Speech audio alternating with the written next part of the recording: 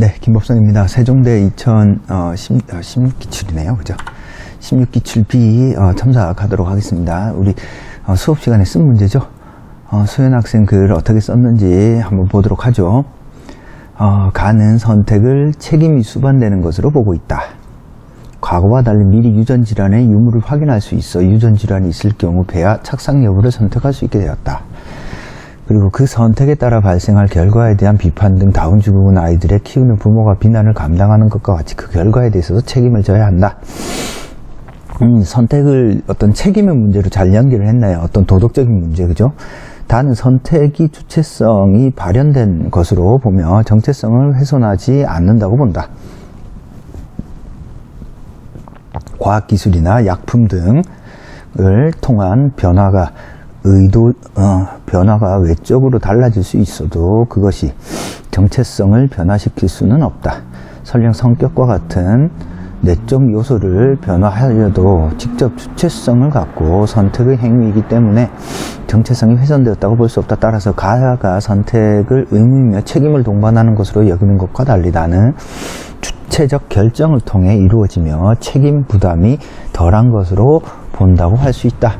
네, 이 차이를 잘 썼네요. 일단 어떤 과학기술이 어떤 선택의 문제를 야기한다는 것을 좀 더 분명하게 서술했으면 좋겠다. 그러니까 어떤 공통점으로서 모두 다 과학기술이 선택 문제를 야기하고 있음을 보여주고 있다. 뭐 이런 식으로 조금 이야기를 해줬으면 좋겠고요. 자, 그 다음에 선택과 관련해서 하나는 윤리적인 문제, 그죠? 하나는 어떤 정체성의 문제. 뭐, 이 부분은 충분히 잘, 마무리 지었습니다. 그래서 어떤 주체적인 어떤 결정을 통해서 이루어진다라고 했으니까, 요거는 어떤 선택의 문제가 약간 어떤 수동적이고, 어떤 타율적인 사회의 변화에 따라서 내가 어쩔 수 없이 그렇게 선택할 수밖에 없는 상황에 놓이는 부분들을 조금 더 강조하는 게 어떨까 싶어요. 그래서 차이를 이렇게 대비적으로 보여주는 어떤 단어를 쓰면 더 좋다.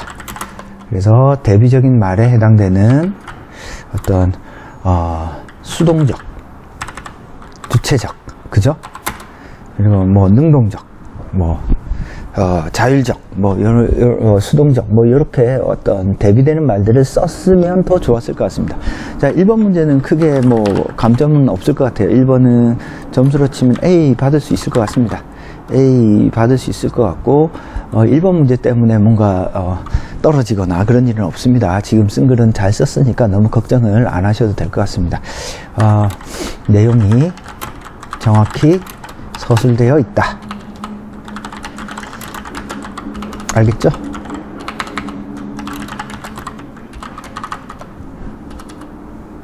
자, 2번 보겠습니다. 아이고, 2번을 많이 못 썼네요. 다의 논지를 기술하고 가나를 활용해서 논박하라.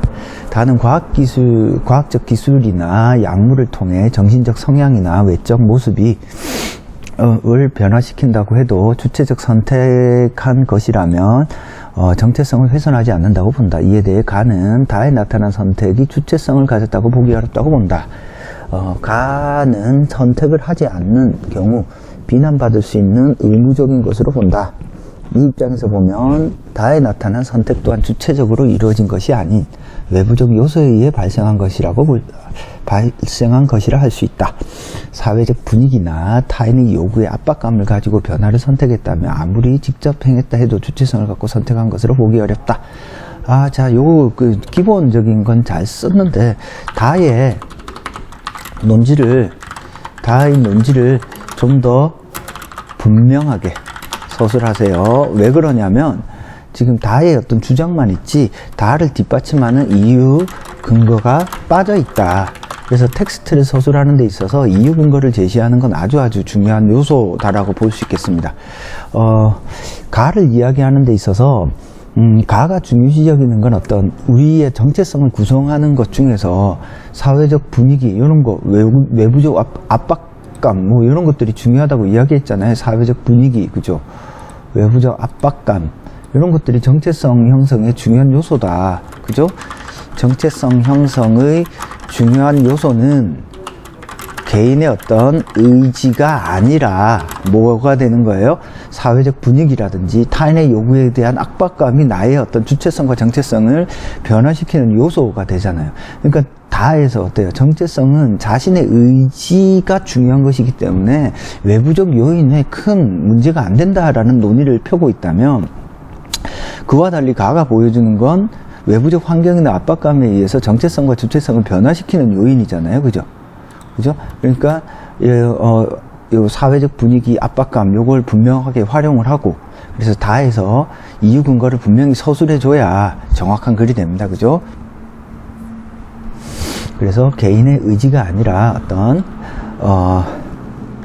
사회적 분위기, 어떤 압박감, 이런 것들이기 때문에 조금 이런 걸 중심으로 글을 쓰셔도 괜찮을 것 같아요.